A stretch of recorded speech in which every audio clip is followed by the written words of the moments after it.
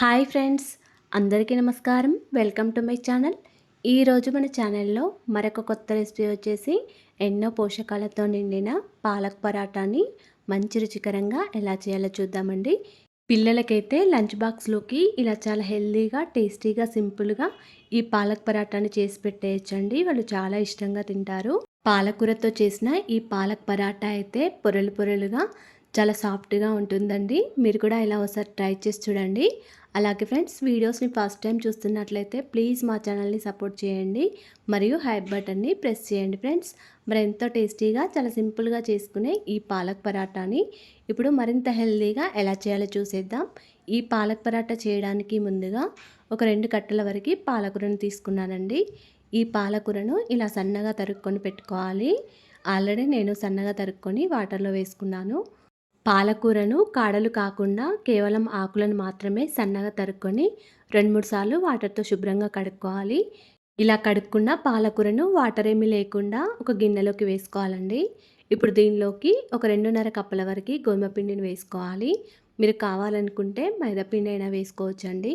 ఇక్కడ హెల్తీగా చేయడానికి గోధుమ పిండిని వేసుకున్నాను. ఇప్పుడు దీనిలోకి 1 టీ స్పూన్ వరకు జీలకర్ర, 1 టీ స్పూన్ వరకు చిల్లీ ఫ్లేక్స్, 1 టీ స్పూన్ వరకు వాముని ఇలా చేతితో కొద్దిగా నలిపి వేసుకోండి.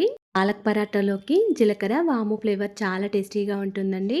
ఇప్పుడు దీనిలోకి రుచికి సరిపడా సాల్ట్ వేసుకోవాలి.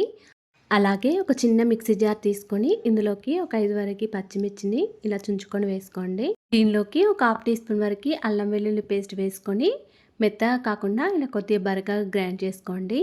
ఇలా గ్రైండ్ చేసుకున్న ఈ పచ్చిమిర్చి పేస్ట్ని పిండిలోకి వేసుకోవాలి.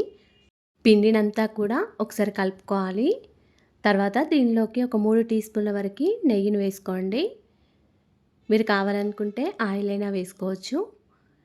ఇలా నెయ్యిని లేదా ఆయిల్ని వేసిన తర్వాత పిండినంతా ఒకసారి మళ్ళీ కలుపుకోవాలండి.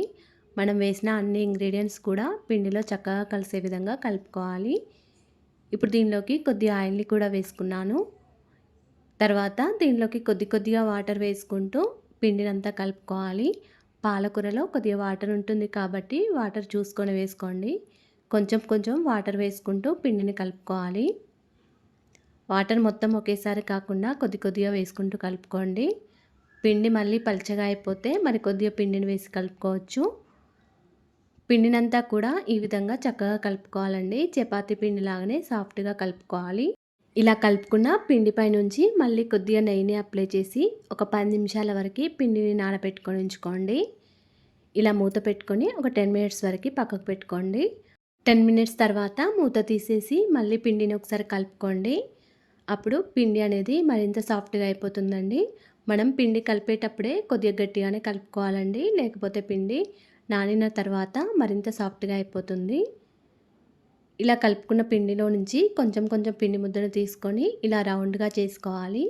అరచేతిలో పెట్టుకొని రౌండ్గా చేసుకోవాలండి. ఇప్పుడు మిగిలిన పిండి ఆరిపోకుండా ఇలా మూత పెట్టుకొని పక్కకు పెట్టుకోండి. ఇప్పుడు మనం తీసుకున్న పిండి ముద్దను రౌండ్గా చేసుకొని ఇలా పొడి పిండిలో అద్దుకోవాలండి. ఇలా పొడి పిండిలో అద్దుకున్న తర్వాత చపాతీ కర్రతో మంచిగా తాల్చుకోవాలి. ఇలా కొంచెం తాల్చుకున్న తర్వాత దీనిపై నుండి కొద్దిగా నెయ్యిని లేదా ఆయిల్ని అప్లై చేసుకోవాలండి. ఇలా కొంచెం వెడల్పుగా తాల్చిన తర్వాత పైనుంచి నెయ్యిని లేదా ఆయిల్ని అప్లై చేసుకోవాలి. మళ్ళీ పైనుండి పొడిపిండిని అప్లై చేసుకోవాలి. ఇలా సగానికి మడత వేసుకోవాలండి. మళ్ళీ పొడిపిండిని ఆయిల్ని అప్లై చేసి మళ్ళీ సగం వరకు మడతను వేసుకోవాలి. ఇలా మడత వేసిన తర్వాత మళ్ళీ తాల్చుకోవాలి. మనం చపాతీలు అయితే ఎలా తాల్చుకుంటామో అలాగే తాల్చుకోవాలండి. ఇలా తాల్చుకుంటే మనకి పొరలుగా ఈ పాలక్ పరాటా మంచి రుచికరంగా ఉంటాయి. ఇలా పొడిపిండిని చల్లుకుంటూ మంచిగా తాల్చుకోవాలి. ఈ పరాటాను కొంచెం మందంగానే తాల్చుకోవాలండి. ఇలా తాల్చుకున్న ఈ పరాటాను స్టవ్ ఆన్ చేసుకొని స్టవ్ మీద ఒక పెనం పెట్టుకొని పెనం కొంచెం వేడైన తర్వాత ఈ పరాటాను వేసుకొని కాల్చుకోవాలి. పైనుండి నెయ్యిని అప్లై చేసుకుంటూ మంచిగా కాల్చుకోవాలండి. ఒక సైడ్కి కాలిన తర్వాత మళ్ళీ ఇంకో సైడ్కి నెయ్యిని అప్లై చేసుకుంటూ కాల్చుకోవాలి. ఈ పరాటాను సైడ్లకి ఇలా తిప్పుకుంటూ మంచిగా కాల్చుకోవాలి. ఇలాగే పిండినంతా కూడా చేసుకొని మంచిగా కాల్చుకోవాలండి. అంతేనండి, ఎంతో టేస్టీగా, హెల్తీగా, సింపుల్గా చేసుకునే పాలక్ పరాటా రెడీ అయిపోయింది. ఇలా చేసిన ఈ పాలక్ పరాటా అయితే మంచి రుచితో పాటు ఎన్నో పోషకాలు ఉంటాయండి. పిల్లలకైతే పాలకూర తినకుంటే ఇలా హెల్తీగా చేసి పెట్టవచ్చు. పిల్లలకి లంచ్ బాక్స్‌లోకి ఇలా హెల్తీగా చాలా సింపుల్‌గా, టేస్టీగా చేసి పెట్టొచ్చండి. అలాగే ఫ్రెండ్స్, మా ఛానల్‌ని ఇంతవరకు సబ్స్క్రైబ్ చేసుకోకపోతే సబ్స్క్రైబ్ చేసుకోండి. వీడియో గనుక నచ్చినట్లయితే ఒక లైక్ చేయండి అండ్ షేర్ చేయండి. ప్లీజ్ మా ఛానల్‌ని సపోర్ట్ చేయండి. Thanks for watching.